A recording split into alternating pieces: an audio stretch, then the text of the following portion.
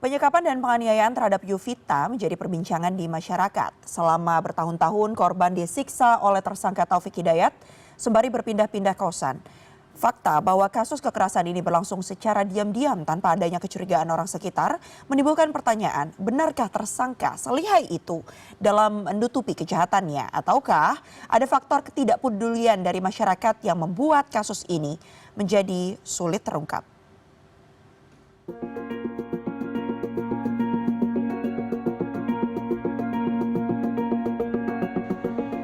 Kepolisian daerah Jawa Barat mengungkap kasus penyekapan dan penganiayaan terhadap YTR yang dilakukan oleh Taufik Hidayat.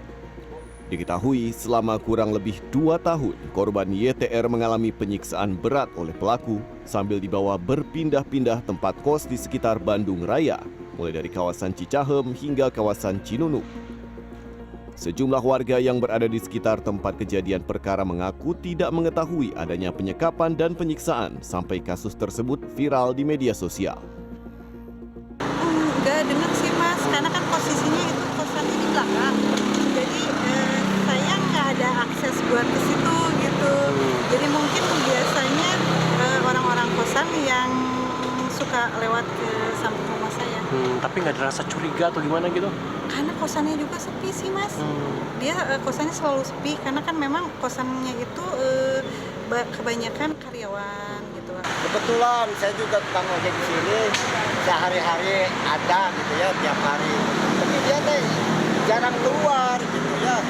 Hari-hari biasa dan keluar katanya suka malam katanya kan. Memang dia orangnya kan orang racing katanya ya. Tapi Jarang keluar. Kesonon pagi mah gitu karena banyak orang saya juga nggak memperhatikan dengan si A si B gitu ya.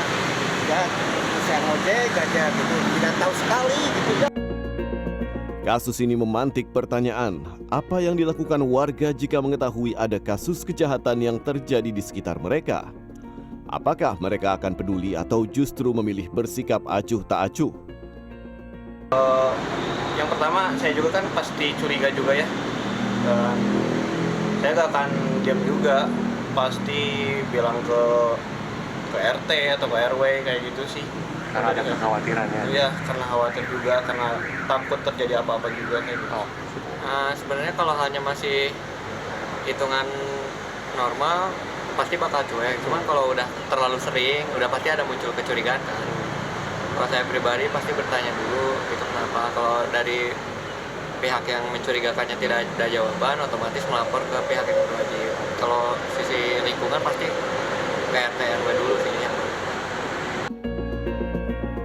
Menurut sosiolog sekaligus dosen dari Universitas Padjadjaran, Ari Ganjar Herdiansah, pergeseran batas antara ruang privat dan ruang publik kini semakin nyata di tengah masyarakat. Masyarakat urban atau perkotaan cenderung lebih menutup diri serta sengaja menghindari interaksi sosial yang intens dengan lingkungan sekitar. Alasan enggan mencampuri urusan orang lain inilah yang seringkali dijadikan celah bagi pelaku kejahatan untuk melancarkan aksinya. Ya, sikap saling percaya dan juga bertindak untuk kepentingan bersama itu juga sulit untuk terbentuk karena memang masyarakat urban, masyarakat semi urban itu dia sering berpindah, ketemu banyak orang dan cenderung untuk menghindari interaksi yang lebih intens dengan banyak orang ya. Dan itulah celah yang dimanfaatkan oleh pelaku untuk melakukan tindakannya seperti itu. Apalagi pelaku itu kan berpindah-pindah ya, sehingga setting sosial itu terreset dengan dengan sendirinya pelaku itu tidak masuk ke dalam satu setting sosial secara intens gitu. Jadi dengan berpindah lokasi itu pelaku bisa menghindari kecurigaan dari warga. Sementara itu, dari sudut pandang psikologi, perilaku tersangka yang tega menyiksa korban secara sadis diperkirakan tidak muncul secara tiba-tiba. Perilaku ini kemungkinan sudah terbentuk sejak jauh-jauh hari terkait dengan pola asuh yang diterapkan kepada tersangka sejak kecil. Pengabaian gitu ya. Jadi tidak ada transfer nilai-nilai sosial, tidak ada transfer nilai-nilai kebaikan. Jadi seperti ya hidup sendiri aja gitu ya. Jadi dia melakukan apa, tidak ada feedback, misalnya ini nggak boleh gitu ya, nggak ada feedback bahwa kamu tuh salah, kamu yang harus berubah misalnya. Jadi dia ya terus-terusan mengikuti impulsnya seperti itu. Jadi kemampuan regulasi yang nggak dilatih gitu ya. Indri menambahkan, saat ini secara psikologis warga juga semakin tidak ingin mencampuri urusan orang lain untuk menghindari resiko dan konsekuensi negatif yang mungkin timbul nantinya. Oleh karenanya, diperlukan pengawasan yang lebih ketat dari aparatur kewilayahan maupun pihak berwenang di masing-masing lingkungan agar kejadian serupa tidak kembali terulang. Tim Liputan CNN Indonesia, Bandung, Jawa Barat. Taufik Hidayat, pelaku penyekapan dan penganiayaan Yuvita, meminta maaf atas perbuatannya. Pelaku mengaku menyesal dan salah.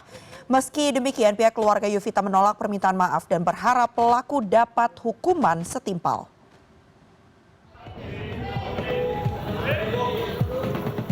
Taufik Hidayat, tersangka kasus penyekapan dan penganiayaan terhadap YTR, dihadirkan dalam konferensi pers yang digelar oleh Kepolisian Daerah Jawa Barat pada Jumat 26 Juni. Sambil tertunduk, tersangka akhirnya meminta maaf atas segala perbuatannya terhadap korban. Semua itu sudah saya lakukan, saya salah, saya menyesal, saya minta maaf. Permintaan maaf tersebut ditolak oleh keluarga korban. Kakak kandung korban, Afif, mengatakan permintaan maaf tersebut tidaklah sebanding dengan penderitaan yang dirasakan adiknya. Menurutnya, penyiksaan yang dilakukan oleh Taufik sudah terlampau sadis. Harapannya kalau dari saya pribadi untuk pelaku, saya nggak mau pelaku dihukuman. Saya pengen dia diserahkan kepada keluarga biar saya menghakimi dia yang dia terpengaruh pada saya. Adik yang saya bangga-banggakan dihancurkan sama dia. Saya nggak masalah dari pihak Kodam 1-2 tahun. Yang penting bisa diserahkan pada keluarga 1 atau 2 tahun juga. Gubernur Jawa Barat Deddy Mulyadi mengaku bisa memahami kekesalan dan kesedihan keluarga. Ia pun berharap keluarga korban bisa mendapatkan keadilan atas kasus ini. Peristiwa yang sangat kejam ini ada peristiwa yang melukai kemanusiaan, melukai hati siapapun yang menjadi ayah atau menjadi kakak. Sehingga tidak ada toleransi bagi pelaku. Itu yang pertama.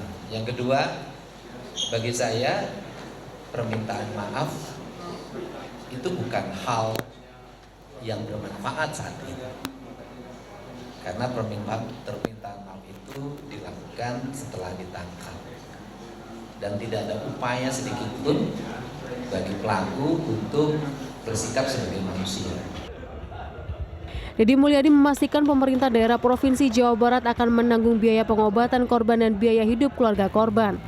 Ia juga turut memberikan hadiah sayembara penangkapan buronan sebesar Rp250 juta kepada keluarga korban. Aisanisa Sutanto Sumardi, Bandung, Jawa Barat.